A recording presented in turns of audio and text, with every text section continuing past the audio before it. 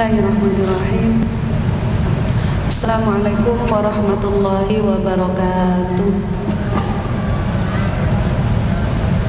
Innal hamdalillah nahmaduhu wa nasta'inuhu wa nastaghfiruhu wa nastahdihi wa na'udzu billahi min shururi anfusina wa min sayyiati a'malina. Man yahdihillahu fala mudilla lahu wa may yudlilhu fala hadiya lahu. Asyhadu an la ilaha illallah wahdahu la syarika lah wa asyhadu anna sayyidana wa habibana Muhammadan abduhu wa rasuluhu la nabiyya ba'dah. Allahumma anfa'na bima 'allamtana wa 'allimna ma yanfa'una. Rabbi shrah li sadri wa yassir li amri wahlul 'uqdatam min lisani yafqahu qawli, amma ba'du. Alhamdulillah, ibu-ibu, mbak-mbak, adik-adik, para muslimah yang semoga dirahmati Allah. Di pagi hari ini Allah beri kita semua kesempatan, tentunya beri kemudahan juga sehingga kita mampu menata niat ya untuk menimba ilmu, belajar bersama-sama. Boleh juga nanti saling sharing ya, saling berbagi pengalaman atau mungkin berbagi keresahan ya, karena biasanya perempuan suka banget saling menuangkan keresahan sama-sama. Bedanya laki-laki ya Bu ya. Dan alhamdulillah juga Allah beri kita nikmat sehat. Kalau nggak sehat nggak boleh kesini ya ibu-ibu ya. Dan juga Allah beri keimanan,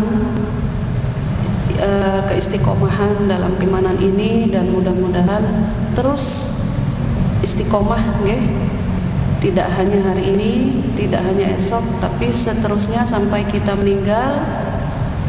Wala tamutunna illa wa antum muslimun. Dan janganlah kamu itu mati kecuali dalam keadaan beragama Islam ya, amin ya robbal alamin. Tema kita di pagi hari ini masih ini ya, selalu berkaitan dengan muslimah, karena kita semua muslimah, wanita dalam Al-Quran ya. Kalau kita pakai kata wanita, karena makna wanita perempuan sama aja ya, yang berjenis kelamin perempuan, wanita. Nah beda lagi kalau kita membahasakan dengan muslimah. Kalau muslimah berarti wanita yang mereka itu terkhusus beragama Islam, muslimah. Kalau laki-laki muslim.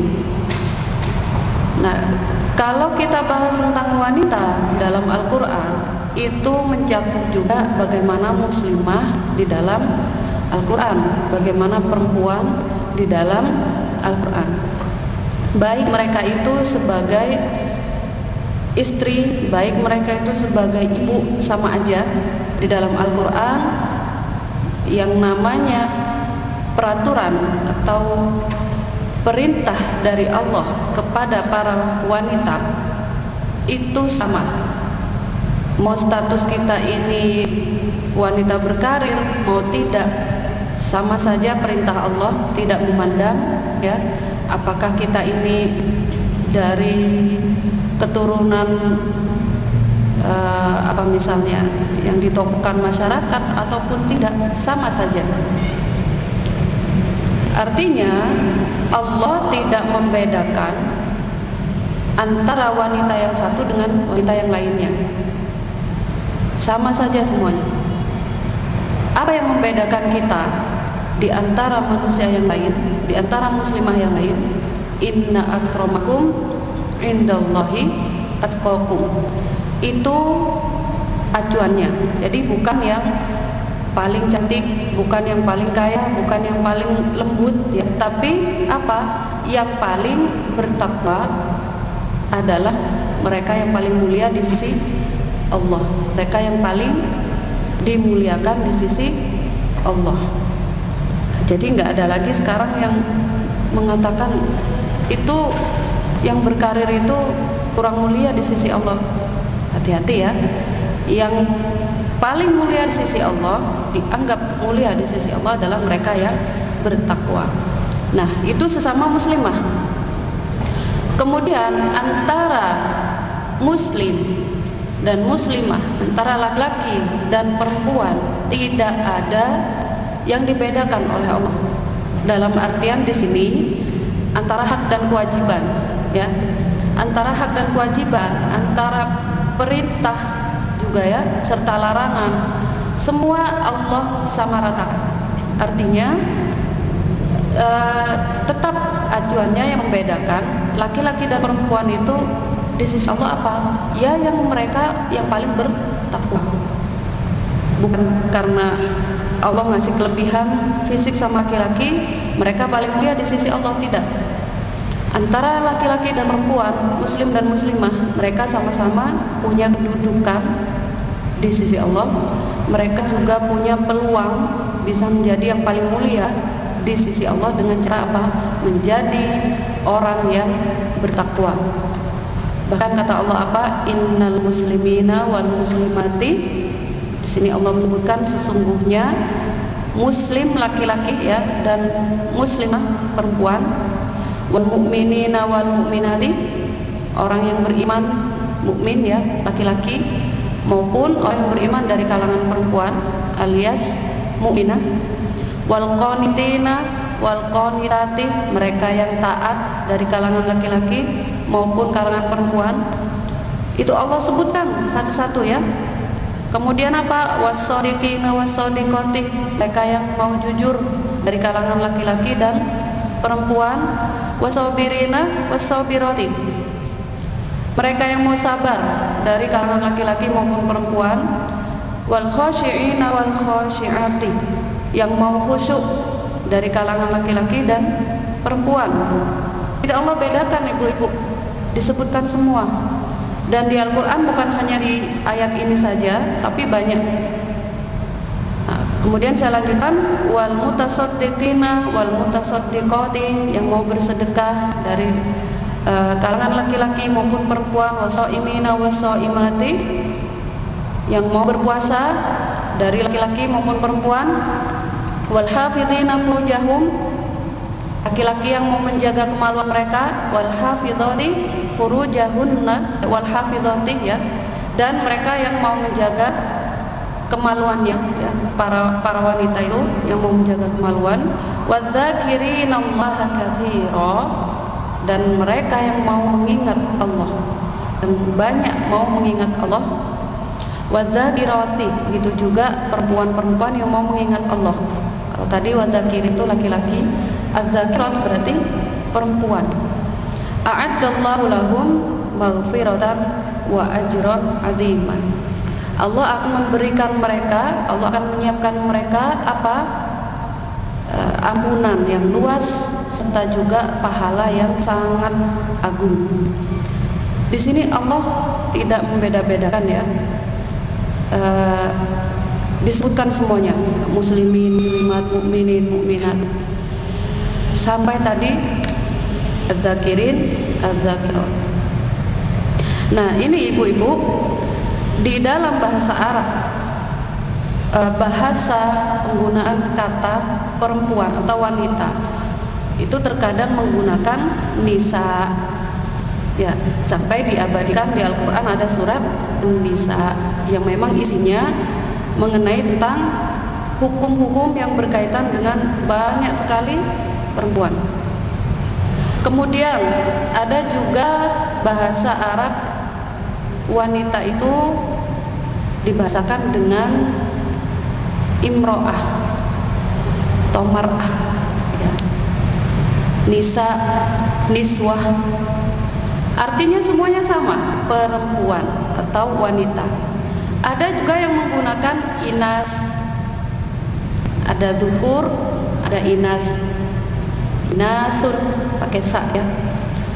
Artinya sama, menunjukkan makna perempuan. Lalu letak perbedaannya apa? Letak perbedaannya adalah di kandungan maknanya. Kalau kita menggunakan kata nisa, nisa itu kata dasarnya ya bisa diambil dalam bahasa Arab, artinya ada yang mengatakan at-takhir, diakhirkan. Nah, di sini menunjukkan bahwasanya perempuan ya di bawah kepemimpinan laki-laki. Perempuan itu di belakang laki-laki, satu derajat di belakang laki-laki. Itu harus kita akui, harus kita sadari. Nah, bagaimana itu? Sudah Allah jelaskan ya, dan ini membantah masalah kesetaraan gender. Jadi Allah mengatakan kepada kita semua bahwasanya ar-rijalu qawwamuna 'alan nisa, karena memang rijal itu satu derajat terdepan daripada nisa. Maknanya secara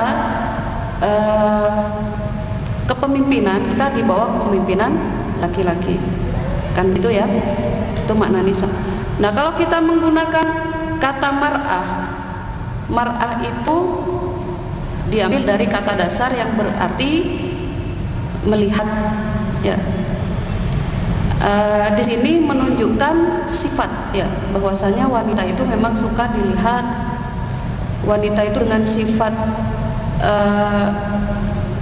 ya sifat bawaannya dia suka dipuji, itu mar'ah, mendampingi, kemudian juga butuh pada laki, kemudian ya dia suka diperhatikan, itu mar'ah. Adapun inas tadi, inas itu menunjukkan jenis kelamin, bahwasanya ini berjenis kelamin perempuan. Kalau laki-laki az-zukur ya berjenis kelamin laki-laki. Jadi nanti kalau di Al-Quran kita mendapatkan ada kata an-nisa, itu artinya perempuan. Kalau menemukan kata imro'ah atau mar'ah, itu artinya juga perempuan, sama ya. Atau kita menjumpai unsa ya, atau mungkin ada kata inas ya, itu sama artinya perempuan, dan semuanya menunjukkan makna wanita. Adapun muslimah itu berarti orang perempuan yang beragama Islam. Nah, itu harus bisa dibedakan. Kalau nisa, mar'ah, inas tadi mau agama apapun masuk ya. Tapi kalau kita bahas tentang muslimah, Allah menyebutkan kata muslimah seperti tadi, innal muslimina wal muslimati, berarti terkhusus pada perempuan yang beragama Islam, tidak masuk di dalamnya kafir atau agama lainnya, gitu nggih. Nah, kalau sudah Allah menyebutkan muslimah, kita yang sebagai muslimah betul-betul perhatikan tersebut, karena kita perempuan plus juga beragama Islam, pasti di situ Allah memberikan perintah atau larangan yang perlu kita betul-betul fahami, betul-betul dengarkan, lalu kita laksanakan apa yang menjadi perintah dan jauhi apa yang menjadi larangan Allah. Nah, kembali kepada pembahasan tentang wanita di dalam Al-Quran, betapa sering kita membahas hal tersebut ya ibu-ibu ya. Bagaimana kita itu menjadi wanita, menjadi perempuan sesuai dengan harapan atau sesuai dengan perintah Allah di dalam Al-Quran. Di dalam Al-Quran itu Allah tidak hanya membahas tentang wanita secara umum ya, yang belum menikah, tapi di situ juga dibahas tentang bagaimana seorang wanita ketika menjadi ibu, perintahnya apa saja. Seorang wanita ketika menjadi istri, ada yang dibahas juga, terutama masalah perceraian, masalah pernikahan ya. Nah, semuanya sudah lengkap, tapi Allah menyebutkan secara global. Mau detailnya bagaimana? Ada hadis yang dijelaskan oleh Rasulullah. Nah, kita sekarang masuk ke dalam pembahasan apa saja yang menjadi kemuliaan seorang wanita. Kira-kira di Al-Quran itu ada pesan khusus dari Allah, atau mungkin ada perintah khusus dari Allah untuk para wanita ya, yang itu hanya untuk kita. Apakah itu ada? Ada. Untuk laki-laki ada, untuk perempuan juga ada. Apa saja yang kira-kira di dalam Al-Quran Allah setidak-tidaknya menyebutkan tentang kemuliaan wanita itu? Yang pertama adalah mereka tercipta dari tulang rusuk. Siapa bu? Laki-laki ya. Karena ini berawal dari Nabi Adam, kemudian Allah menciptakan Sayyidah Hawa, diambillah dari bagian dari Nabi Adam, yaitu tulang rusuknya. Bahkan di sini Rasulullah menjelaskan sesungguhnya wanita itu diciptakan dari tulang rusuk. Innal mar'ah khuliqna min dhila. Perempuan itu diciptakan dari tulang rusuk. Dan paling lemahnya tulang rusuk itu posisinya ada di mana? Ada di paling atas. Ada di paling atas. Artinya apa? Nabi menjelaskan kembali, kalau kalian berusaha untuk meluruskan dengan cara yang keras, dengan cara yang kasar, maka dia akan mudah patah. Tapi jika kalian membiarkannya tidak pernah ada usaha untuk memperbaiki, mengingatkan, menasehati, maka dia akan terus bengkok. Itu wanita. Mungkin kita sering mendengar ya, yang paling susah untuk difahami itu wanita. Emang benar bu? Nabi aja menggambarkannya seperti itu. Ya gimana? Dia tercipta dari tulang rusuk, dan selemah-lemah tulang rusuk itu ada di paling atasnya. Kemudian juga kalau kita berusaha untuk memperbaiki atau meluruskan tulang rusuk itu dengan cara kasar, mudah patah. Tapi kalau dibiarkan, dia akan terus bengkok. Nah, ini yang jadi temennya atau yang jadi pasangannya, yang bertanggung jawab mendidiknya, cukup berat. Belum lagi mereka dengan sifat-sifat dan nafsu-nafsu bawaannya ya. Perempuan sudah semakin sulit untuk difahami, bahkan juga dididik. Maka kita sebagai perempuan seharusnya lebih banyak belajar memahami tentang diri kita sendiri. Fahami, oh saya sebagai perempuan ternyata punya sisi yang sulit untuk difahami oleh kaum Adam, termasuk pasangan saya sendiri nanti. Jadi jangan memberatkan tugas mereka. Nah, kalau kita ini mungkin merasa bersalah, ya fahami salah kita, segera minta maaf. Jangan buat lelaki itu bingung. Ini kita sebagai muslimah lebih baik mendalami tentang muslimah. Karena kalau kita mendalami tentang muslim, ya nanti akan selalu ada pembelaan untuk muslimah. Kalau kita terus belajar tentang muslimah, tentang dunia kita sendiri, maka kita ini akan berusaha menghargai dunia orang lain ya. Itu tadi tentang salah satu keistimewaan perempuan, bahwasanya kita itu ternyata bagian dari laki-laki. Bahkan salah satu tujuan Allah menciptakan laki-laki dan perempuan hanya ada dua jenis, ya. Hanya ada dua jenis. Tujuannya apa? Lita'arafu, untuk saling mengenal. Untuk saling mengenal di sini bukan dalam artian yang negatif ya, tapi yang positif. Menunjukkan juga bahwasanya manusia sebagai makhluk hidup, dia adalah makhluk yang bersosial. Itu tujuan Allah dalam ayat ini. Kenapa ciptakan laki-laki dan perempuan? Lalu berikutnya, kalau kita faham bahwa kita ini diciptakan dari tulang rusuk laki-laki, berarti kita harus siap ya berada di bawah kepemimpinan laki-laki. Artinya bukan berarti kita nggak bisa bersuara ya, tidak bisa mengemukakan pendapat kita, tidak bisa berekspresi tentang kemampuan kita, bukan. Yang Allah inginkan adalah setinggi apapun derajat kita atau mungkin pendidikan kita ya, secakap apapun kita, sepintar apapun kita sebagai perempuan, tetaplah harus ada di bawah kepemimpinan laki-laki. Bersuara tetap bersuara. Saya ambil contoh paling kecil tentang kepemimpinan itu dalam rumah tangga. Kalau pemimpin adalah laki-laki, istri yang dipimpin, istri dan anak-anak ada yang dipimpin.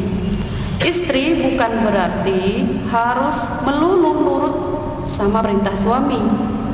Ada yang harus dipilih. Apa itu yang harus dipilih? Yang berbuah kemaksiatan jangan dituruti. Kan begitu. La ta'ah fi maksiatil khaliq. Tidak ada ketaatan apabila perintah itu untuk bermaksiat kepada Allah. Nah, ini penting ya. Karena kadang hal kecil tidak kita sadari, aku disuruh suami kok ini, padahal itu kebatilan. Misalnya ibu ya, contoh paling kecil masalah makeup ya. Ada seorang wanita yang mungkin sebelumnya makeupnya biasa aja atau bahkan nggak pernah pakai makeup. Nah pas sudah nikah sama suaminya disuruh makeup, fashionnya betul-betul diatur sama suami. Nah kan belum tentu semua sesuai dengan syariat. Nah kita harus hati-hati. Ada yang harus kita pilih, ada yang harus kita taati, ada yang harus tidak kita taati. Cara menolaknya bagaimana kalau itu batil? Kepada suami, ingat hargai suami kita. Walirijali alaihinna darajatan Allah. Bagi laki-laki ada satu derajat lebih tinggi daripada perempuan.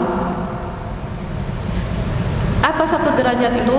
Ingat Allah melebihkan laki-laki itu secara fisik dan secara mental, serta tanggung jawab yang lebih besar. Nah yang terakhir ini yang banyak kita lupakan, tanggung jawab mereka lebih besar daripada kita sebagai perempuan. Saya bersyukur dari perempuan Bu, alhamdulillah. Tanggung jawab saya nggak terlalu besar dibanding laki-laki loh ya, dibanding laki-laki. Kalau ibu mau tahu tanggung jawab laki-laki itu sebesar apa sih, dipelajari aja. Hak dan kewajiban mereka dalam rumah tangga apa, hak kewajiban mereka ketika menjalani hidup di kehidupan dunia ini apa saja. Belum kalau posisi mereka jadi anak, jadi bapak, jadi suami, berat itu Bu. Jadi jangan seenaknya kita ngomong enak aja jadi laki-laki, enggak juga ya.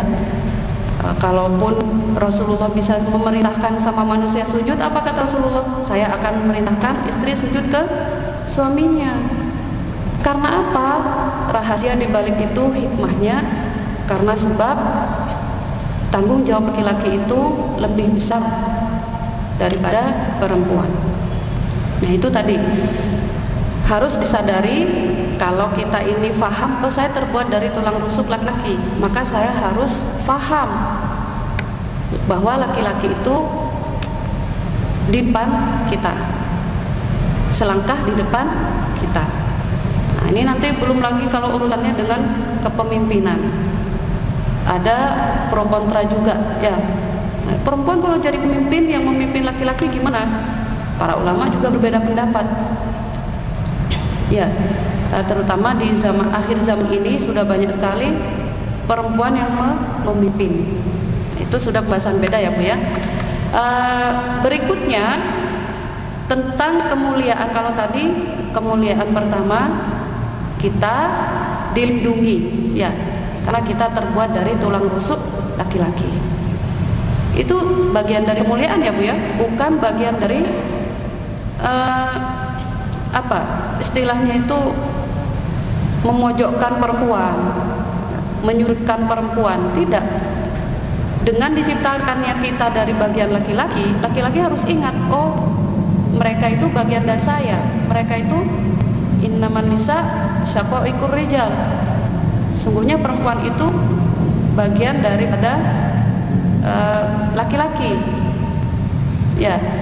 Nah, laki-laki harus mengingat, iya ya, Allah ciptakan perempuan itu dari bagian saya juga.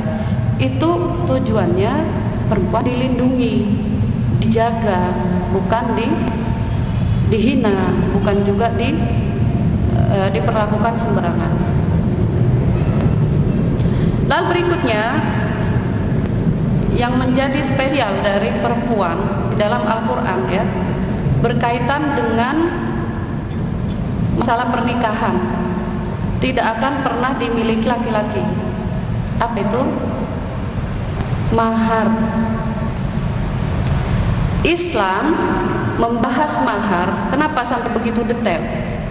Karena Bu, dulu di zaman jahiliyah mahar itu dimiliki orang tua, ya, dikuasai orang tua.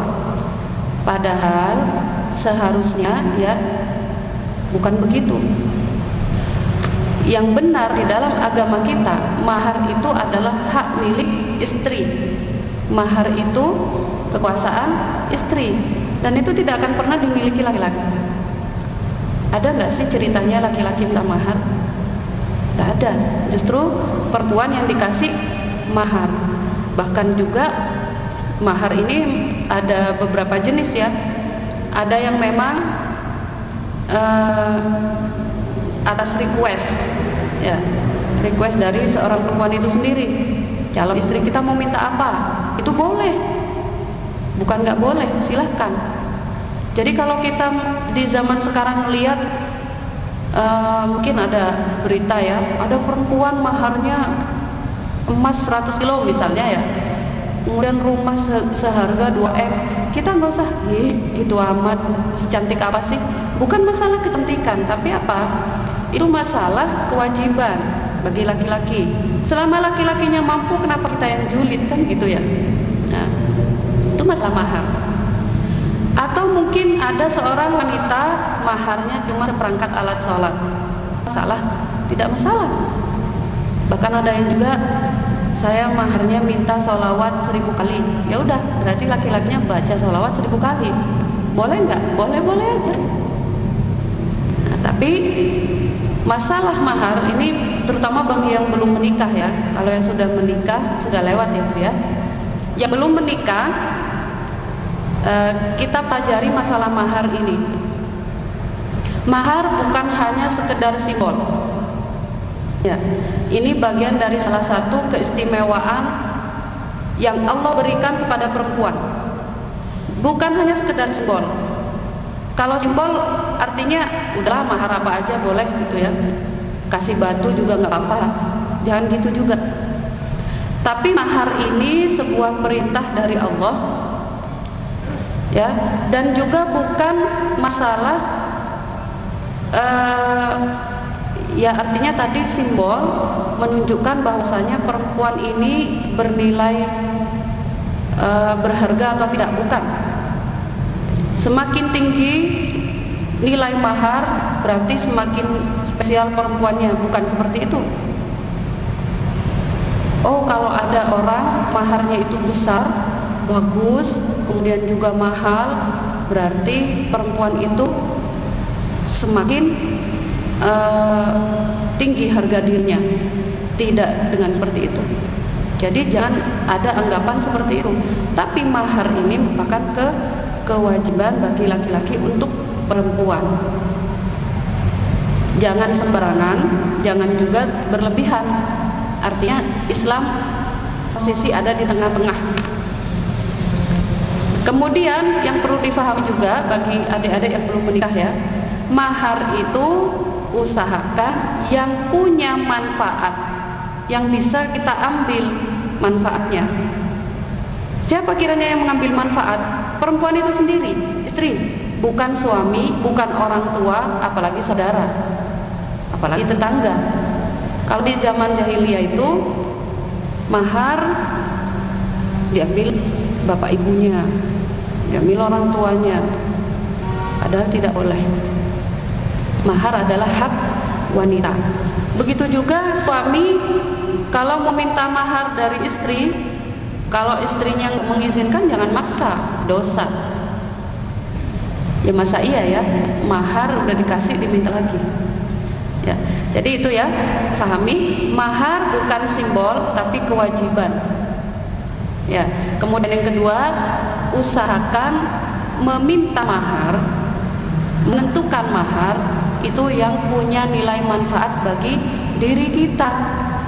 Contohnya yang bermanfaat itu macam-macam ya. Kalau kita bahas manfaat, bisa kita gunakan, bisa kita jual, ya, bisa kita uangkan juga. Itu bermanfaat. Yang bisa kita gunakan banyak, seperangkat alat sholat, kan punya manfaat. Kalau kita minta mahar Al-Quran, punya manfaat, bisa kita gunakan ketika tilawah, ya. Kemudian juga uang, apalagi uang ya Bu ya, besar manfaatnya. Siapa sih yang nggak butuh duit? Semua butuh uang. Begitu juga ketika mahar berupa uang, berarti manfaatnya tergantung istri nanti mau dijadikan modal kayak, mau disedekahkan, mau diwakafkan, terserah. Karena mahar itu ahalul halal, paling halalnya sesuatu yang halal itu adalah harta dari mahar. Maka saat kita mendapatkan mahar, yuk gunakan pada hal-hal yang terbaik. Misalnya kalau dapat uang, kita wakafkan. Sudah mahar ya, ahlul halal tadi, kita wakafkan menuju amal yang jariyah. Nah, enak tuh ya. Nah, itu tadi beberapa pesan saya tentang mahar dan penjelasan mengenai tentang salah satu kemuliaan wanita di dalam Al-Quran ya, ketika menikah adalah salah satunya diberikannya mahar. Ya. Berikutnya tentang kemuliaan wanita di dalam Al-Quran. Ini masih berkaitan dengan harta, bahwasanya kita sebagai perempuan berhak mendapatkan harta warisan. Entah posisi kita itu sebagai anak, entah posisi kita itu sebagai istri, entah kita itu sebagai ibu atau nenek, ya, atau saudara perempuan, atau mungkin bibi, selama masuk dalam kategori berhak mendapatkan warisan, ya, karena nggak melulu kita ini ada di posisi apa dulu dilihat, berhak dapat warisan atau tidak, gitu ya, difahami. Nah, ini nanti pembahasan ilmu faraid, ilmu yang bahas tentang harta waris ya dan pembagiannya. Dulu di zaman jahiliyah, kenapa ini menjadi istimewa bagi kita? Di zaman jahiliyah Bu, kita nggak dapat, perempuan itu tidak dikasih harta warisan. Kenapa? Karena mereka dianggap tidak mendatangkan manfaat, mereka dianggap nggak punya sumbangsih apapun dalam menghasilkan harta. Jadi ketika suaminya meninggal, mereka nggak dapat. Menyedihkan ya. Islam datang ya, wahyu diturunkan pada Nabi Muhammad, isinya banyak sekali tentang pengangkatan derajat wanita. Ya, salah satunya masalah harta warisan ini. Kita dapat bagian, istri kalau masih dalam hubungan sah dengan suami, suaminya meninggal, dapat bagian. Ada kalanya 1/4, ada kalanya 1/8 dari harta suami, tergantung. 1/4 kalau kita nggak punya anak, 1/8 kalau kita punya anak.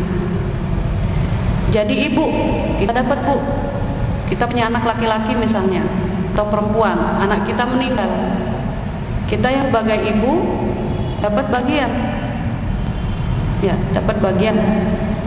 Nah itu salah satu kemuliaan para wanita di dalam Al-Quran. Tapi ini khusus pada muslimah, ya, khusus pada muslimah. Intinya kalau sudah membahas tentang hukum Islam, berarti yang selain agama Islam tidak masuk di dalamnya.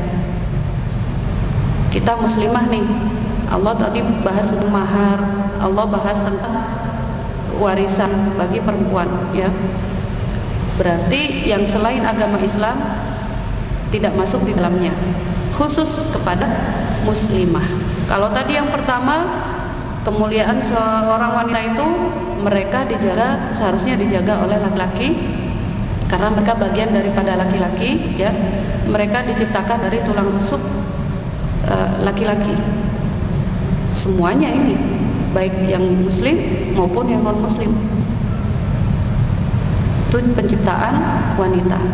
Nah yang dua tadi ini, nomor poin kedua dan ketiga itu hanya berlaku kepada muslimah khusus, karena kita nggak tahu ya, di agama lain bisa jadi tidak ada mahar, bisa jadi tidak menerima warisan, ataupun kalau ada mahar tentuannya pasti beda, ataupun kalau menerima warisan ketentuannya pun juga pasti beda, ya. Kalau kita sebagai muslim, masalah warisan itu ada di surat An-Nisa,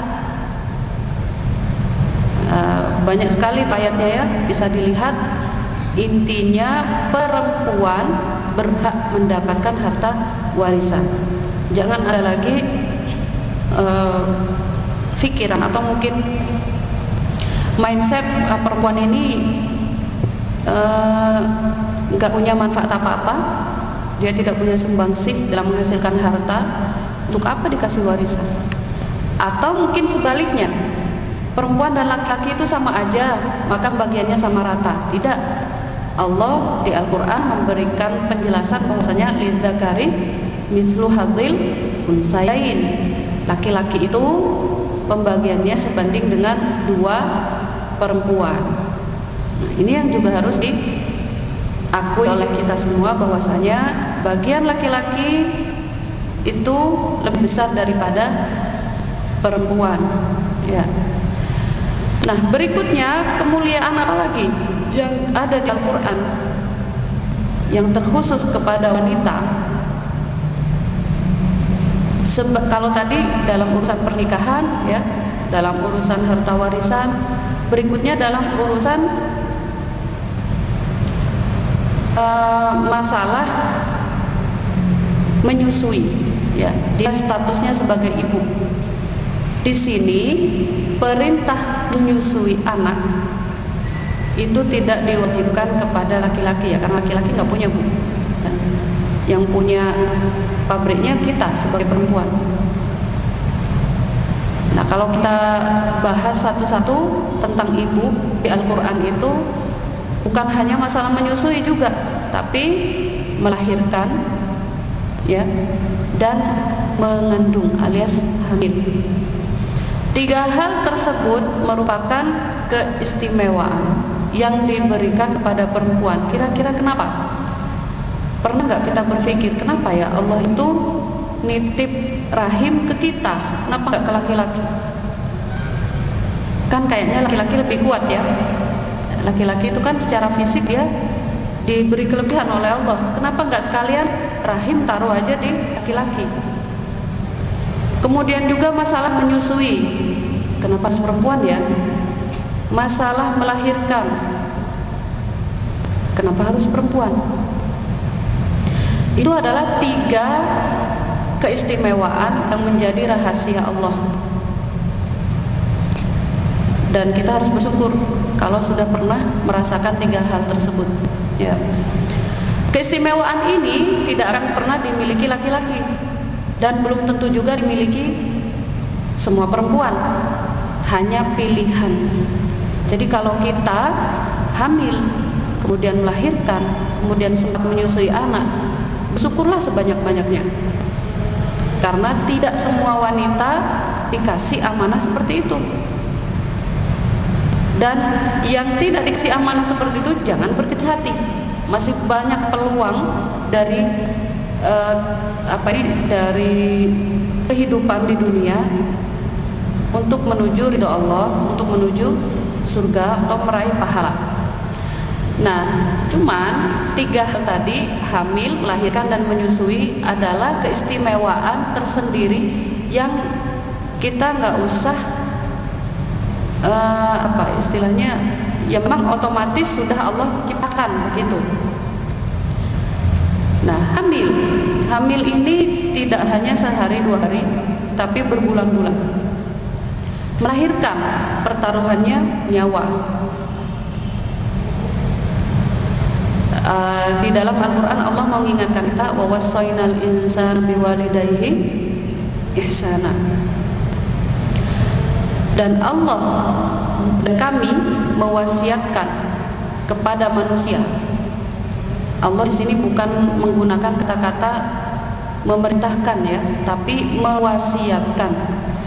Berarti kalau menggunakan kata-kata mewasiatkan, artinya ada perintah yang harus ditekankan, yang harus betul-betul diperhatikan. Sangat besar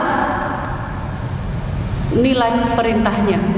Wa wassaynal insana, ya, dan kami mewasiatkan kepada manusia apa? Kepada orang tuanya itu untuk berbuat baik, yang kita sebut dengan birrul walidain. Bahkan di beberapa ayat juga dijelaskan, hamalathu ummuhu kurhan wa wada'athu kurhan. Ibunya hamil dalam keadaan sangat lemah. Begitu juga wa wada'athu kurhan, melahirkannya dengan keadaan sangat lemah. Itu keistimewaan hanya untuk perempuan. Nah, tentang menyusui, Allah juga menyebutkan wal walidatu yurdi'na auladahunna haulaini kamilaini liman arada an yutimmar radha'ah. Hendaknya para ibu menyusui anaknya selama berapa? 2 tahun sempurna bagi yang mau menyempurnakannya. Bahkan ayat mengenai tentang perintah menyusui ini, Bu, panjang ya. Kalau misalnya perempuan tersebut tidak mampu menyusui anaknya sendiri, kita diperintahkan untuk mencari ibu susuan. Setelah bapak dan ibu ini sama-sama sepakat mau menyusukan anak kepada orang lain.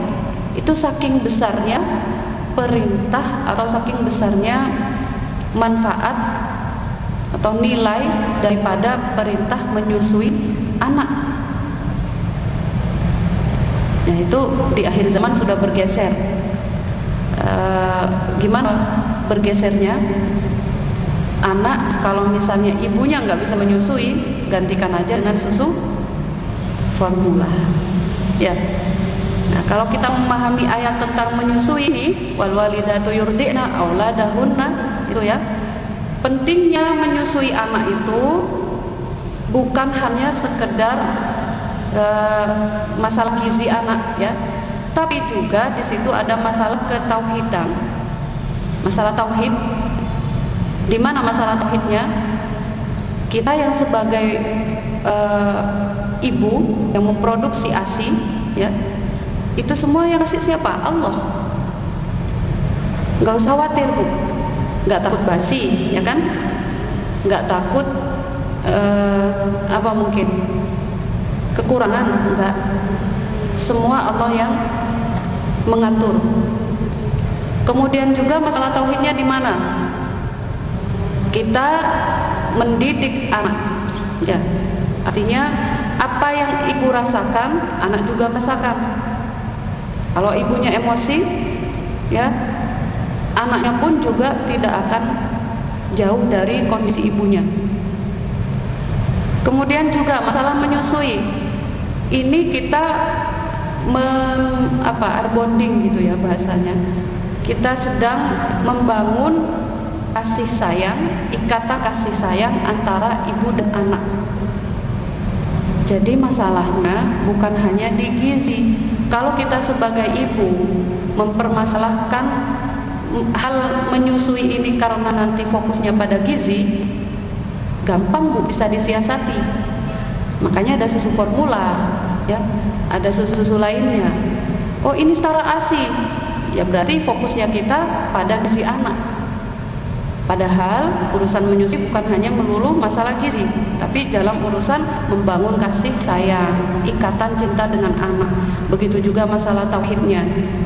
Kita itu harus betul-betul yakin bahwa semua yang mengatur, ya, lancar atau tidaknya, kemudian berkualitas atau tidaknya, itu Allah. Nah, kita diperintahkan untuk menyusui, udah susukan, nggak usah khawatir. Perkara nanti ibu lecet, sakit, nggak nyaman, itu biasa. Tapi apa Bu? Yang sering tidak kita sadari, itu semua berpahala. Tidak akan pernah dimiliki laki-laki, tidak akan pernah didapatkan oleh laki-laki. Bahkan bukan hanya pahala, ampunan juga dari Allah. Enak jadi perempuan itu. Hamil, sholatnya orang hamil beda dengan tidak hamil, pahalanya lebih besar yang hamil. Begitu juga melahirkan, ya, melahirkan perjuangannya dinilai pahala, begitu juga ampunan dari Allah. Apalagi pas menyusui selama 2 tahun, wah, itu setiap tetesnya pahala, setiap tetesnya ada ampunan dari Allah. Itu yang harus diyakini. Nah, kalau kita ingat tentang itu, motivasi kita ada, ya, motivasi akhirat kita itu selalu ada, maka kita akan nyaman dalam menjalani 3 hal tersebut. Nah, itu keistimewaan wanita yang diperuntukkan khusus untuk siapa? Perempuan di dalam Al-Quran. Begitu nggih beberapa keistimewaan kita sebagai perempuan, ya. Kemudian juga saya tambahkan tentang keistimewaan kita sebagai ibu, bukan istri, tapi sebagai ibu yang sudah punya anak. Apa yang membedakan kita ini lebih istimewa kalau jadi ibu dibanding jadi ayah? 3 derajat lebih tinggi daripada ayah. Ada di hadisnya, ummuka baru abuka. Artinya apa Bu? Allah itu jelas ya, nggak pilih kasih. Sekalipun mempunyai, sekalipun laki-laki ini mempunyai kelebihan 1 derajat di atas perempuan, ternyata Allah juga memberikan 3 derajat kepada perempuan lebih mulia daripada seorang ayah, ya, kalau dia statusnya sebagai ibu. Nah, jangan hanya melulu melihat satu sisi. Ada banyak sisi dalam hukum Islam yang berkaitan dengan muslimah. Jadi kalau kita nanti misalnya terngiang-ngiang masalah kesetaraan gender, ya, terngiang-ngiang masalah, iya ya, di Islam itu kok perempuan gitu ya, kok di bawah kepemimpinan laki-laki ya, kenapa ya? Jangan hanya melulu melihat itu ya Bu, tapi banyak sisi yang harus kita lihat. Salah satunya adalah sisi tanggung jawab ketika berumah tangga, sisi apalagi keistimewaan yang Allah berikan kepada perempuan itu banyak sekali dibandingkan kepada laki-laki. Nah, kalau kita memahami itu, ternyata Allah itu betul-betul maha adil, faham dengan keterbatasan perempuan, faham dengan karakter perempuan yang selalu ingin dipuji, yang selalu ingin diperhatikan, yang mereka dilindungi, kan begitu. Kalau mereka itu tidak ingin tidak punya karakter seperti itu, ya laki-laki lah yang begitu. Laki-laki kan biasa aja ya Bu ya. Mereka dipuji nggak seperti ketika perempuan dipuji. Perempuan kalau dipuji, selelah apapun mereka itu tetap semangat. Ya nggak Bu? Jadi itulah the power of perempuan. Perempuan itu yang penting dihargai, selelah apapun mereka nggak akan pengaruh. Ya, jadi itu lihatlah banyak sisi, lihatlah banyak banyak ruang, terbukalah pikiran kita mengenai tentang perempuan di dalam agama Islam. Bukan hanya melulu kita itu di bawah laki-laki, tapi Allah juga memberikan keistimewaan yang harus kita lihat juga kepada perempuan, sehingga tidak akan ada lagi ternyata perempuan di Islam itu enggak kok dipojokkan. Pada akhirnya kita akan mendapatkan kesimpulan seperti itu. Seperti itu nggih. Jadi harapan saya banyak-banyaklah memahami karakter kita sebagai perempuan ya. Tadi ada nisa, ada mar'ah, ada juga inas, ada juga muslimah. Pahami juga keistimewaan yang Allah berikan pada kita. Kemudian juga fahami dunia kita yang sebenarnya bagaimana ya. Fahami saat kita itu berada di posisi sebagai anak atau istri atau ibu. Maka untuk menjalani kehidupan, insya Allah kalau kita mau paham ya dengan dunia kita sendiri, akan dimudahkan oleh Allah. Dan yang paling penting ya, pasrah pol kepada Allah tentang apa yang menjadi perintah dari Allah. Gak usah kita menerka-nerka ini hikmahnya apa ya, ini kira-kira saya diperintahkan begini, apa tujuannya ya. Gak usah begitu, laksanakan dulu. Manfaatnya, hikmahnya bisa kita rasakan nanti, entah itu di pertengahan jalan atau entah itu di akhir jalan hidup kita. Mungkin itu yang bisa saya sampaikan di pagi hari ini. Berikutnya, selanjutnya saya beri kesempatan pada ibu-ibu yang mau bertanya atau mungkin mau menambahkan atau mungkin mau sharing ya mengenai tentang wanita ya.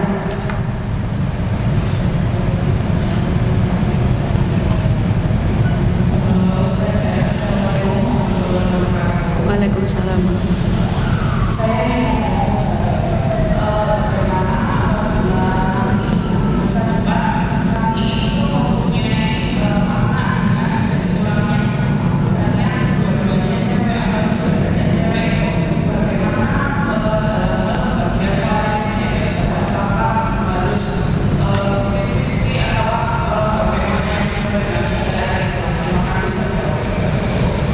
ya, ini seharusnya ada kajian khusus ya di Al-Falah. Mungkin ada bagian ininya ya, konsultasi masalah waris. Kalau kita mau bahas tentang ilmu waris, ketika ada seseorang meninggal, maka lihat dulu ke bawah, dia punya anak atau tidak. Nah itu ya. Kemudian lihat dia sudah menikah atau belum ya. Istrinya atau mungkin pendampingnya, entah itu suami atau istri, masih hidup atau tidak. Kemudian pernikahannya masih dalam ikatan sah atau tidak. Kalau cerai, misalnya ada suami istri cerai, kemudian suaminya meninggal, apakah mantan istri dapat warisan atau tidak? Tidak, karena sudah tidak dalam ikatan yang sah. Berikutnya dilihat ke atas, ada orang tuanya atau tidak. Nah, pada intinya kalau sudah punya anak, apalagi ada anak laki-laki, yang lain-lainnya ke samping-samping seperti saudara, itu sudah gak dapat. Kalau ada anak laki-laki, karena laki-laki itu kuat, penguat di dalam urusan warisan ini. Nah kalau misalnya pertanyaannya anaknya perempuan 2, itu gimana pembagiannya Ustazah? Ini nggak bisa saya langsung jawab. Yang mati siapa? Dia meninggalkan keluarga siapa saja, kan begitu. Itu harus dicek. Dan itu Bu, bukan hal yang mudah. Harus penuh dengan konsentrasi, ditegakkan menurut hukum Allah. Itu yang paling penting. Nah, mirisnya di zaman sekarang itu karena ketamakan, ya, terkadang kita tergoda dengan hukum waris yang selain dari Allah. Banyak itu. Hukum waris itu ada yang memang diatur oleh negara, ya. Ada yang juga diatur oleh adat. Bukan diatur tapi dibentuk oleh adat. Banyak itu. Kalau di daerah ini adatnya pembagian waris bagaimana? Beda-beda setiap daerah. Nah, sekarang tantangan terbesar kita, bagaimana pesan Nabi? Pelajarilah ilmu faraid, pelajarilah ilmu waris, karena sesungguhnya ilmu waris itu merupakan ilmu yang akan tercabut dari umatku, ya, yang akan tercabut dari umatku. Kenapa kira-kira? Sekarang sudah nyata ya Bu ya, sudah menjadi kenyataan. Banyak yang tidak mau ikut hukum Allah tentang warisan ini. Kenyataannya laki-laki mendapatkan 2, ya, laki-laki dengan perempuan 2:1. Itu kalau ada anak laki-laki dan perempuan, ya, misalnya anak laki-lakinya 2, perempuannya 3, maka pembagian kepada laki-laki itu 2:1. Gitu nggih? Paham ya intinya? Laki-laki, kalau laki-laki itu dapat 2 Bu, ya, perempuan itu 1. Itu harus diakui. Kenapa kok Allah begitu? Itu kan gak adil.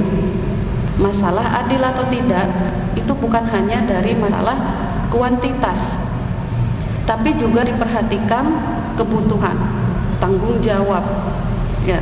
Tanggung jawab laki-laki lebih besar daripada perempuan. Mereka meskipun dapat harta waris banyak daripada kita, berbanding 2:1 itu tadi, mereka juga tanggung jawabnya besar, menafkahi keluarganya. Belum lagi tanggung jawab anak laki-laki itu lebih besar pada ibunya dibanding dengan anak perempuan. Nah, kita tidak mau melihat itu. Ya, itu hanya beberapa hikmah. Hikmah lainnya apa? Masih banyak Bu yang belum kita ketahui. Jadi begitu. Kalau mau konsultasi masalah pembagian waris, mungkin bisa di luar ini ya, atau nanti di kajian lainnya. Insya Allah begitu. Yang paling penting adalah fahami siapa ahli waris, ya. Fahami berapa harta yang ditinggalkan.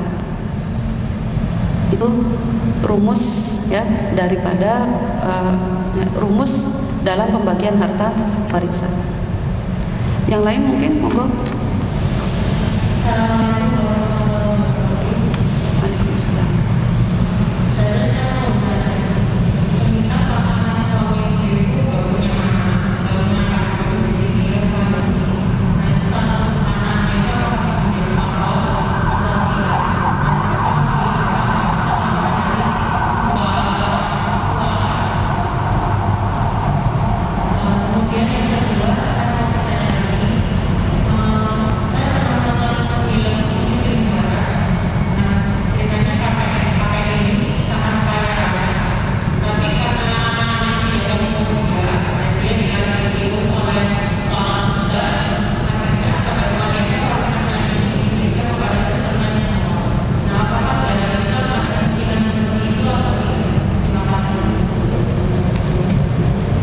Oke, ada 2 pertanyaan ya.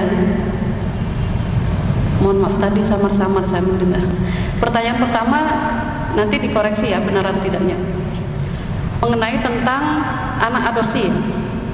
Bagaimana status kemahromannya? Gitu nggih. Anak adopsi ini bagus ya. Ibu-ibu kita yang mau ngangkat anak atau mengadopsi anak, lihat jenis kelaminnya ya.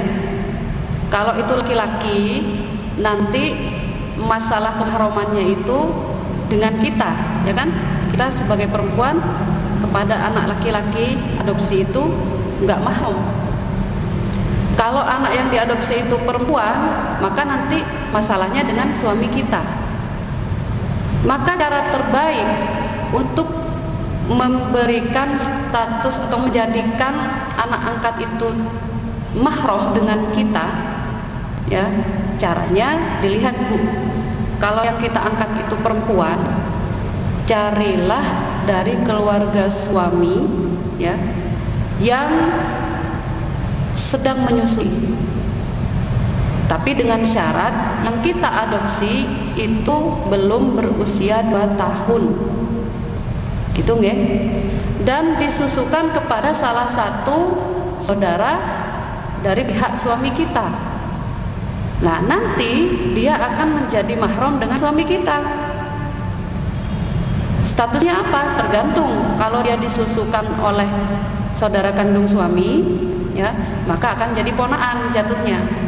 Gitu ya. Kalau dia disusukan oleh siapa?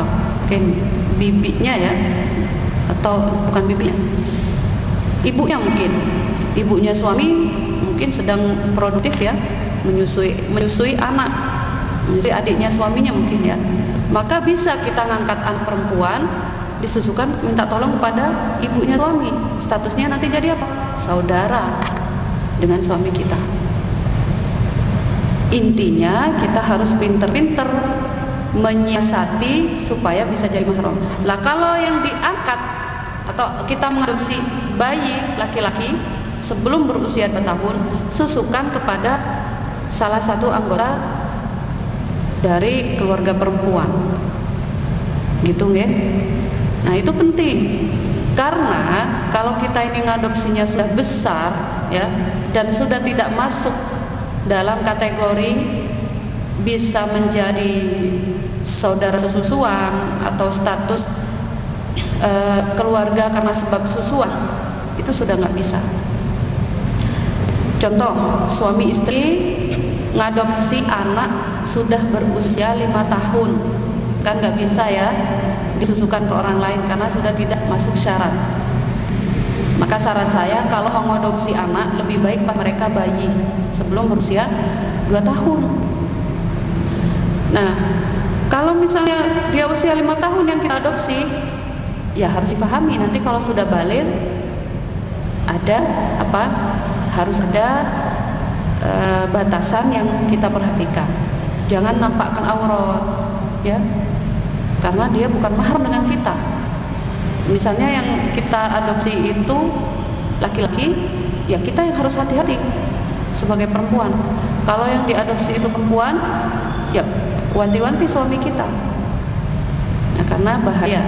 Ya mungkin sepele, ya, kedengarannya sepele. Kan udah sering ketemu ustadzah, dari kecil udah bareng-bareng. Mana mungkin mau suka sama kita. Jangan gitu. Setan itu tidak pernah berhenti, Bu. Ya, jangankan yang adopsi, yang kandung aja kadang terjadi. Kan begitu. Apalagi yang adopsi, yang tidak punya status kemahraman dengan kita. Bahaya. Itu nggih. Jadi saran saya, adopsilah anak kalau memang mau ngadopsi ketika mereka sebelum berusia 2 tahun, susukan kepada salah satu anggota keluarga, ya, cocokkan. Kalau yang diadopsi bayi laki-laki, urusannya dengan keluarga perempuan. Kalau yang diadopsi bayi perempuan, urusannya dengan keluarga laki-laki. Insyaallah begitu, ya. Lalu berikutnya yang kedua tadi, apa nggih? Bisa diulangi, ya?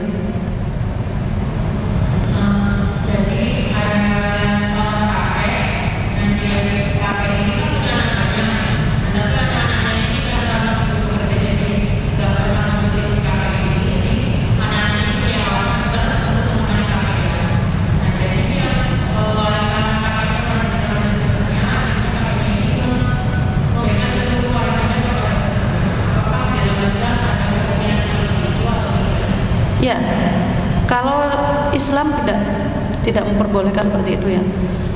Jangankan masalah warisan, ya, yang jelas-jelas warisan itu harus diberi kepada ahli waris, ya. Masalah hibah itu memberikan harta secara cuma-cuma kepada orang lain, yaitu hibah. Masalah hibah harta kita misalnya, banyak ini kejadiannya Bu. Ada seseorang, dia itu kecewa sama anak-anaknya, ya, kecewa juga sama keluarga besarnya. Ketika dia hidup, sudah menjelang ajalnya, dia bagikan semua hartanya pada orang lain dengan alasan supaya keluarga saya nggak dapat harta warisan dari saya nantinya. Itu dolim. Apalagi masalah warisan, ya. Masalah warisan harus jelas-jelas kasih kepada ahli waris. Perkara nanti si kakek tersebut mau ngasih ke suster, ya bisa kita siasati dengan memberikan sebagian dari harta kakek dengan sedekah, atau niatan wasiat dengan sepertiga harta atau kurang dari sepertiga, tidak boleh lebih dari sepertiga. Betapa luar biasanya Islam, berwasiat dengan harta tidak boleh lebih dari sepertiga harta kita, tidak boleh lebih, kurang dari itu lebih baik, ya. Dan berwasiat tentang harta kita itu tidak boleh kepada ahli waris. Contoh, kalau saya meninggal, otomatis yang dapat harta waris saya itu pasangan saya, orang tua saya karena masih hidup semua, anak-anak saya. Nah, itu yang berhak. Saya boleh berwasiat dengan sepertiga harta saya. Misalnya kalau saya punya uang 100.000 Bu, misalnya sepertiga dari 100.000 berapa? 30 sekian lah ya. Nah, 30.000 sekian itu boleh saya wasiatkan, tapi tidak boleh kepada ahli waris, nggak boleh ke orang tua saya, nggak boleh ke suami saya, nggak boleh ke anak-anak saya. Tapi di luar itu, nah boleh mungkin ke khodimah saya, boleh ke siapa yang saya cintai, misalnya dari saudara saya, atau ya seperti itu tadi yang sempat ngurusi saya ketika saya sakit atau pas saya butuh, itu boleh. Tidak boleh lebih dari sepertiga. Kurang dari sepertiga, misalnya saya ambil 20.000-nya, itu lebih baik. Luar biasa Islam begitu.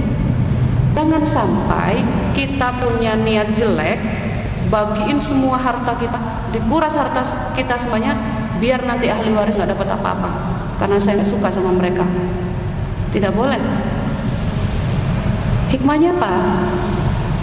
Rugi kita sendiri Bu, yang rugi. Ruginya di mana? Kalau kita punya harta banyak, kemudian kita meninggal, lalu tidak kita bagikan ke ahli waris, alias mungkin sudah dihibahkan ke orang semua sebelum kita meninggal, ya, maka nanti ahli waris akan terkatung-katung, rela, misalnya melihat mereka itu minta-minta, ya, rela lihat mereka itu jadi pengemis. Naudzubillah. Sehingga itulah luar biasanya Islam mengenai harta waris, ya. Harta waris itu memang mudah didapatkan, tidak usah ngoyo-ngoyo, ya kan Bu? Kita nggak usah usaha. Yang penting kita menjadi bagian dari ahli waris.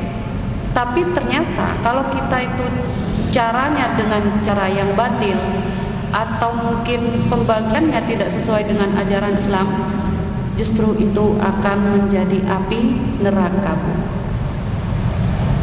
Kita memakan harta secara batil, naudzubillah. Maka bersabarlah dalam urusan warisan ini, banyak-banyaklah mengalah, ya. Begitu juga jangan tamak, tapi harus memperhatikan karena itu ada hak kita. Begitu juga untuk keselamatan si mayit. Nah, maka jangan berselisih gara-gara itu, kasihan si mayitnya nanti. Gitu nggih? Monggo yang lain, mungkin masih ada lagi yang mau ditanyakan.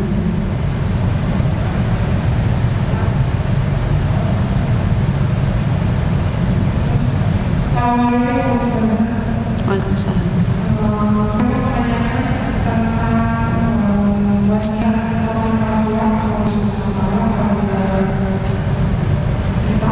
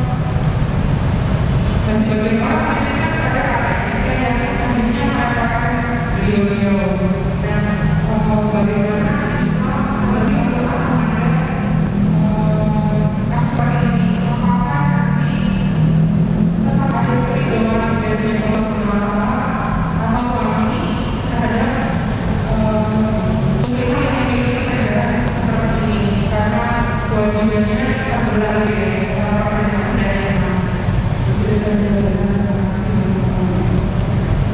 Waalaikumsalam warahmatullahi. Nabi Muhammad itu tidak dididik langsung oleh ayahnya, ya, karena beliau yatim. Begitu juga beliau diasuh oleh siapa saja, kakeknya, lalu meninggal, lalu digantikan oleh pamannya, kan gitu ya. Artinya dari sirah Nabi ini bisa kita ambil pelajaran tentang mengasuh atau mendidik anak. Itu bukan melulu orang tua, tapi kita melibatkan nenek kakeknya, melibatkan paman bibinya, saudaranya mungkin, bukan saudara ya, paman bibi kita lah, paman bibinya anak gitu ya, alias saudara kita, sangat boleh. Bahkan melibatkan guru itu sangat boleh. Tapi yang paling penting juga kita harus tahu karakter daripada orang yang akan mendidik atau mengasuh anak kita ini. Namun harapannya jangan sampai orang tua itu pasrah 100% kepada orang lain. Artinya kita juga harus punya andil yang jauh lebih besar dalam mengasuh dan mendidik anak. Mereka, nenek, kakek, paman, bibi, itu hanya sebagai pendukung atau apa? Sama halnya dengan guru ya, pendamping atau apa yang bisa menolong kita dalam mengasuh atau mendidik anak kita. Ini nanti kaitannya juga dengan bagaimana kita menitipkan anak kita di sebuah lembaga pendidikan, ya, atau bagaimana ketika kita memasrahkan mereka di sebuah pesantren. Itu harus kita pilihkan yang terbaik menurut kita, ya, menurut pandangan kita. Nah, kalau kita menitipkan pada orang tua kita, ya nggak masalah. Tapi ingat, jangan dipasrahkan sepenuhnya tanpa kita itu ikut andil. Ya usahakan ya, urusan Al-Fatihahnya kita yang ngajari, gitu ya. Urusan mengajinya ya kita yang ngajari. Urusan memperkenalkan dia dengan Tuhannya, dengan nabinya, itu kita yang ngajarin.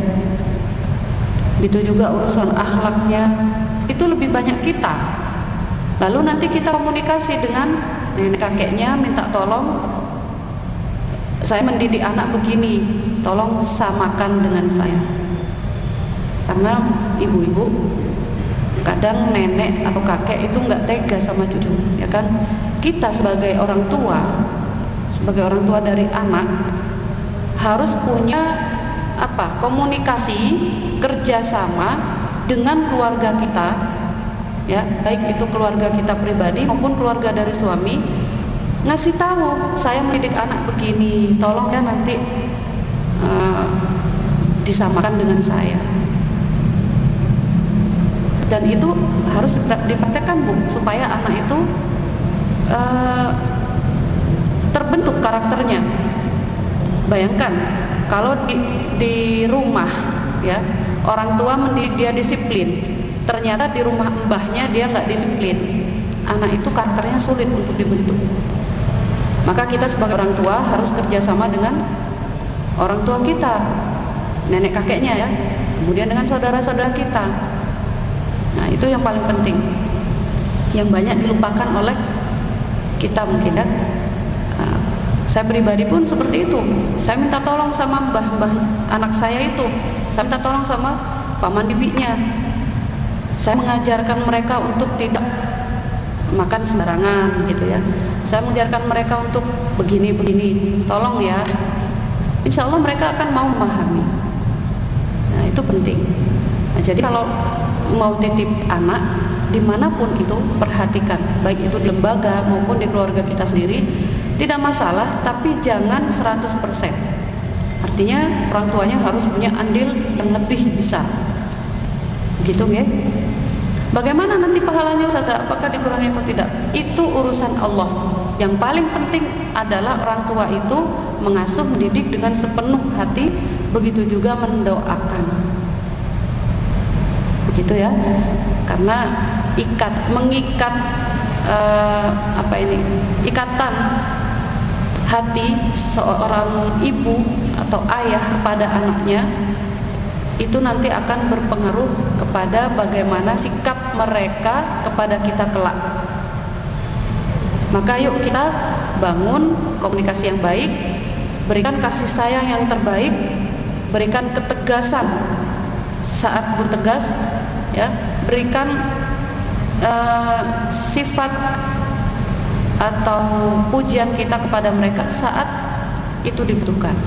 Jangan jaim begitu ya. Karena insya Allah nanti akan kembali baik kepada kita semua. Insya Allah begitu. Monggo yang mungkin ada pertanyaan.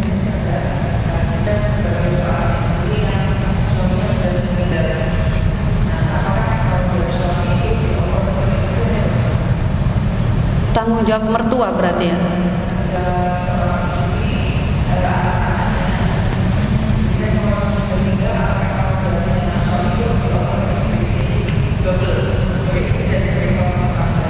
Oh, single parent gitu ya. Berarti yang meninggal suaminya, apakah istri itu punya tanggung jawab sama seperti ayah kepada anaknya gitu ya. Jadi masalah single parent, kalau memang dia tidak mau menikah lagi, ya otomatis dia harus menghadirkan karakter seorang bapak pada anaknya. Dan di sini ibu jangan khawatir, karena kita mungkin merasa itu beban saya sendiri, ya. Akhirnya kita memaksakan diri untuk jadi bapak juga, jadi ibu juga. Padahal tidak seharusnya begitu, Bu.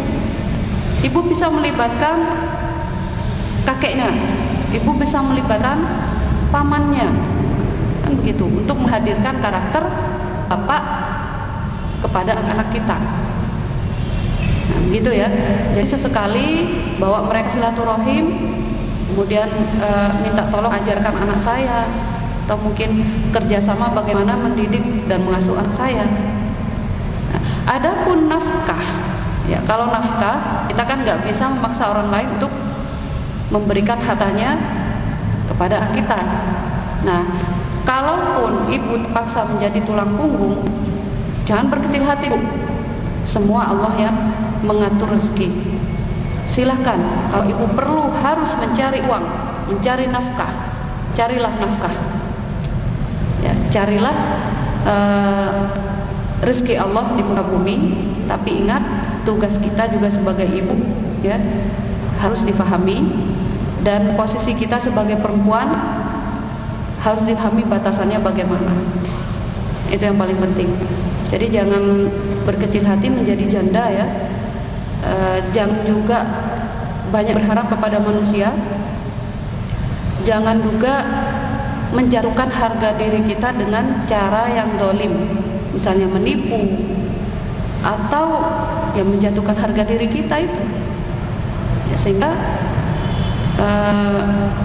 kenapa beritanya ada misalnya single parent yang nggak tanggung jawab sama anaknya ditinggal, ya mungkin karena mereka terlalu fokus sama dirinya sendiri, bahwa ini beban saya sendiri. Padahal kalau kita mau melibatkan keluarga, ya, libatkan keluarga dalam urusan mendidik anak, dalam urusan tanggung jawab masalah kejiwaan anak, atau mungkin penumbuhan atau memunculkan karakter seorang ayah kepada anak-anak. Nah, sehingga kita nggak terlalu ngoyo. Kita sebagai ibu, ya bagaimana posisi ibu, kalaupun harus jadi tulang punggung, silahkan, tidak masalah, tapi harus tahu batasannya. Insya Allah begitu ya. Sampun.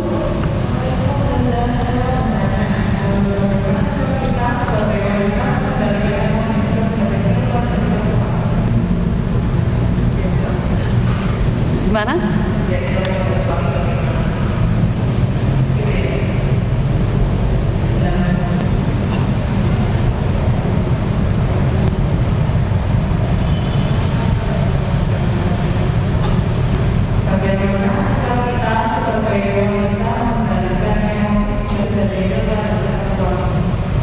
mengendalikan emosi di hadapan suami. Ya, sebenarnya nggak hanya di hadapan suami ya, di hadapan siapapun. Kita posisi sebagai perempuan itu gitu ya, harus dipahami kita itu dominan perasaan. Buktinya aja kalau kita punya masalah, kita tangis masalahnya, ya, bukan berusaha mencari solusinya. Harus diakui, saya pribadi begitu. Kita tuh gampang menyerah atau mungkin gampang memendam. Udah saya rasakan sendiri aja, itu perempuan.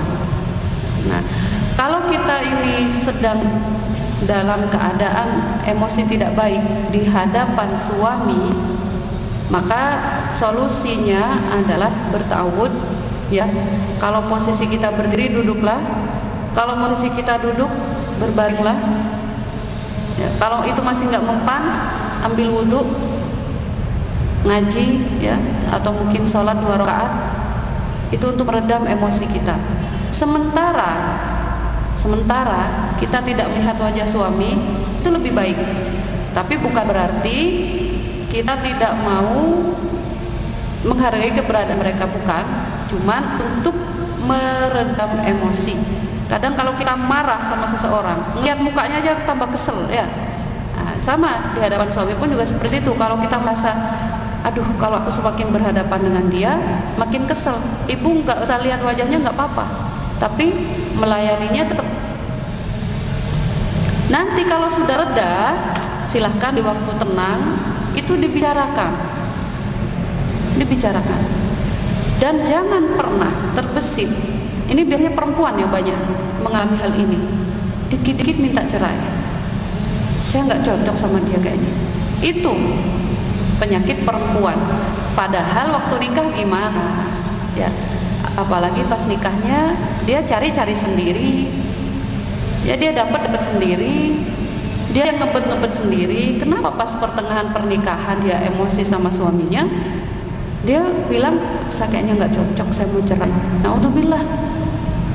Pernikahan bukan semudah itu. Ingat, pernikahan itu mitsaqon ghalidon, perjanjian yang sangat berat. Dan ini harus sama-sama dihadapi oleh laki-laki dan perempuan. Suami istri sama punya tanggung jawab mempertahankan pernikahan. Bukan demi siapa-siapa, tapi karena Allah semata. Yang banyak terjadi, Bu, kenapa perempuan masih bertahan dengan suaminya padahal dia nggak suka sama suaminya? Demi anak, kan gitu ya. Jangan juga, saya demi orang tua, biarlah saya menderita sendiri. Wala tuqu bi aidikum ila tahlukah, pesan Allah. Janganlah kalian itu mencelakai diri kalian sendiri menuju kebinasaan. Lama-lama ibu mati gara-gara kepikiran itu, ya. Memang nggak bunuh diri, tapi gara-gara kepikiran, gara-gara didolimi terus, ngempet terus, gitu ya. Itu bisa menggerogoti fisik kita, Bu. Cepet tua, dikit-dikit penyakit, ya gara-gara itu. Maka saran saya, ayo pertahankan pernikahan ini sama-sama, ya, antara laki-laki dan perempuan sama-sama punya tanggung jawab. Sehingga kalau kita emosi, ya itu tadi solusi dari Nabi kita, bertawudlah, itu setan sedang bermain. Baru nanti kalau tenang bicarakan baik-baik. Harus ada waktu berkomunikasi antara suami dan istri, ya. Apa yang dibicarakan, apa saja, mulai dari urusan yang tidak disukai, kemudian cari solusinya, sampai nanti urusan pada ranjangnya. Itu penting. Kira-kira yang enak siapa kalau harmonis rumah tangganya? Kan kita sendiri, ya, Bu, ya. Karena kita ini pemain inti di rumah tangga. Kalau suaminya yang keras, kita berusaha untuk menyesuaikan, kita yang lembut. Atau mungkin istrinya yang keras, suaminya harus bisa menyesuaikan diri. Nah, karena ingat, selama kita itu menikah kemudian ada pikiran mau cerai, ingat dulu awal-awal nikah, dulu pas akad itu bagaimana, dulu pas ta'aruf itu bagaimana. Nah, ingat itu ya, jangan melulu memikirkan keegoisan ya, atau mungkin saya merasa didolimi, jangan, tapi cari solusinya bersama-sama. Insyaallah begitu nggih. Assalamualaikum warahmatullahi wabarakatuh. Saya mau tanya, pada saat Isra mantan ini tidak memberikan uang hak terakhir untuk istrinya, yaitu uang tiga, ini bagaimana hukumnya? Lalu pada saat berpisah ada pembicaraan sama sekali mengenai anak pada anak yang kedua yang berpisah ini mempunyai anak. Terus lalu yang terakhir, bagaimana mengingatkan suami mantan bahwasanya dia selalu terkait dengan anak, mempunyai tanggung jawab anak sampai dengan beliaunya balik atau sudah bisa mandiri. Ini yang terakhir juga saudara, untuk ngaji dalam sehari itu kita mungkin punya bisa sempat satu surat mungkin apa untuk berikutnya malam kita menggunakan Nurota itu apa nilai pahalanya sama. Terima kasih. Waalaikumsalam. Tadi status cerainya cerai berapa, Bu? Cerai 1, 2 atau 3? Tapi sudah Ya. Suami itu masih punya kewajiban memberikan nafkah kepada istri yang sudah cerai selama cerainya itu 1 dan 2. Kalau sudah talak 3, maka sudah tidak punya tanggung jawab.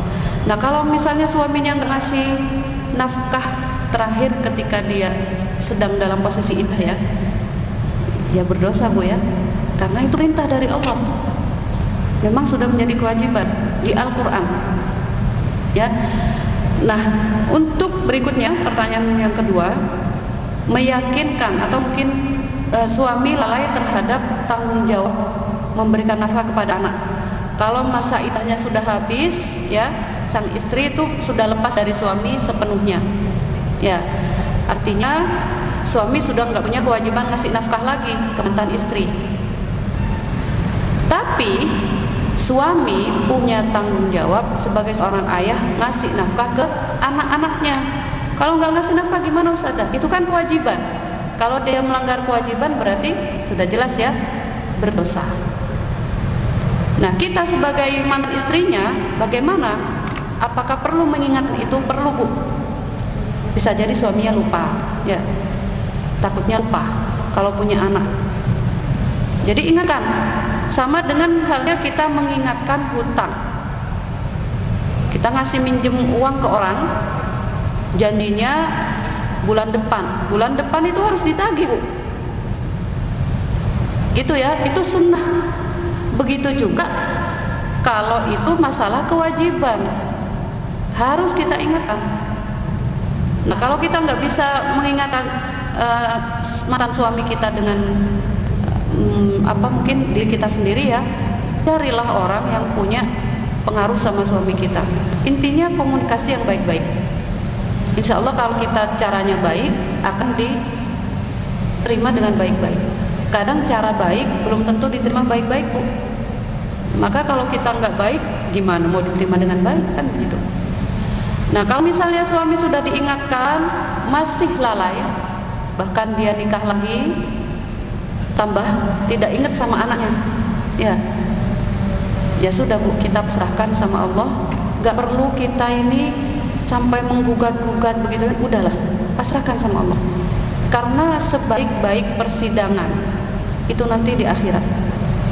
Kita didolimi seberat apapun doliman orang kepada kita, yang penting kita sudah berusaha menegakkan keadilan, ada usaha maksimal dari kita, tapi ternyata kita ini tidak didengar suaranya, ya, maka bersyukurlah, ya, bersyukur aja. Kenapa kok bersyukur? Sebab nanti pengadilan yang terbaik adalah di hadapan Allah. Sudah, pasrah aja sama Allah, kan begitu. Nah, berikutnya masalah mengaji. Mengaji itu tilawah ya maksudnya ya. Mengaji Al-Quran itu suatu ibadah. Kalau kita melakukan pasti dapat pahala kan begitu ya. Meninggalkan juga tidak berdosa, karena sebenarnya tidak wajib kan begitu. Beda dengan sholat. Nah, untuk menambah pahala, menambah kebaikan, menambah amalan, ya sebaiknya kita tilawah. Jangan sampai kita meninggalkan Al-Quran. Gak mungkin lah kita itu ngomong Al-Quran adalah pedoman saya, tapi kita tidak pernah membacanya. Bohong, kan begitu. Maka saran saya, kalaupun mau tilawah, 1 ayat sehari gak masalah, 1 surat sehari bagus, 1 juz sehari semakin bagus. Lebih dari 1 juz dalam sehari bagus banget, gitu ya. Nah, kalau nggak sempat, ya berinteraksi dengan Al-Quran itu tidak hanya melulu tilawah, tapi bisa dengan tadabbur, baca tafsirnya. Itu jauh lebih penting, memahami kandungan ayat-ayatnya, sama dengan menyimak Al-Quran. Mungkin kita lelah ya, simak Al-Quran. Nabi pun juga suka dibacakan Al-Quran. Beliau itu justru lebih suka mendengar orang mengaji ya sambil menyimak, itu lebih masuk ke hati. Tapi karena beliau paham maknanya, ya makanya kita mau paham gimana kalau kita nggak pernah mengkajinya. Baca tafsirnya, minimal itu baca terjemah. Ya, Alif Lam Mim, apa Alif Lam Mim itu? Dzalikal kitabul la raiba fihi, apa terjemahannya? Itu lebih mengena kepada jiwa kita. Jadi tilawah tidak hanya melulu membaca, tapi juga tadabbur, lalu mengamalkan kandungan daripada ayat tersebut. Insyaallah begitu deh. Karena waktunya sudah habis, saya tutup kajian pada pagi hari ini. Mudah-mudahan bisa memberikan manfaat bagi kita semua. Salah kata dari saya mohon maaf. Jika ada kebaikan itu semata-mata dari Allah, dan jika ada keburukan itu dari saya pribadi. Kita tutup bersama-sama dengan doa kafaratul majelis. Mudah-mudahan keluar dari masjid ini Allah gugurkan dosa-dosa kita. Dan harapan saya, jadilah sebaik-baik muslimah, jadilah sebaik-baik ummah, karena yang akan mendapatkan manfaatnya kita sendiri. Kita tutup bersama-sama dengan doa kafaratul majelis. Subhanakallahumma wa bihamdika, nasyhadu an la ilaha illa anta, nastaghfiruka wa natubu ilaik. Nasallallahu al-hidayah wa taufiq. Wassalamualaikum warahmatullahi wabarakatuh.